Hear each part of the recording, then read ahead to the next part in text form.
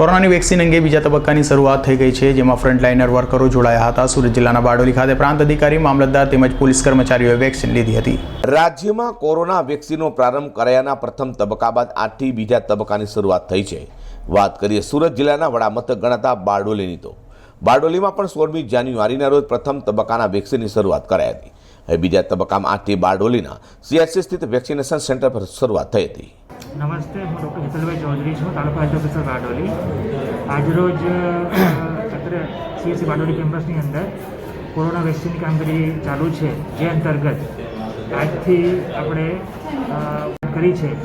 જે અંતર્ગત આપણે રેવન્યુ ડિપાર્ટમેન્ટના તમામ કર્મચારી અધિકારીઓ, આપણા જિલ્લા પંચાયત, તાલુકા પંચાયતના અધિકારીશ્રીઓ તેમજ ફ્રન્ટલાઇન વર્કર્સની અંદર આપણા તત્વમંત્રીશ્રીઓ તેમજ આખું પોલીસ ડિપાર્ટમેન્ટ, અન્ય ગવર્મેન્ટના તમામ ડિપાર્ટમેન્ટો તે અંદર સામેલ છે।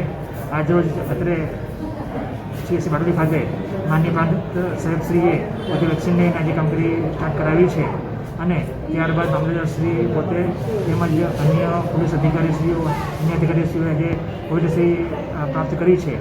કોરોના વેક્સિનની વાત કરીએ તો પ્રથમ તબક્કામાં બારડોલીની CHC ખાતે વેક્સિન સેન્ટર ખાતે આરોગ્ય કર્મચારીઓનું વેક્સિનેશન કરવામાં આવ્યું હતું। આજે બારડોલી પ્રાંત અધિકારી, બારડોલી મામલતદાર તેમજ રેવન્યુ વિભાગના કર્મચારીઓ, કચેરીનો સ્ટાફ સાથે જ પોલીસ કર્મચારીઓ પણ સમાવેશ કરાયો છે, જેઓનું આજે વેક્સિનેશન કરવામાં આવ્યું હતું।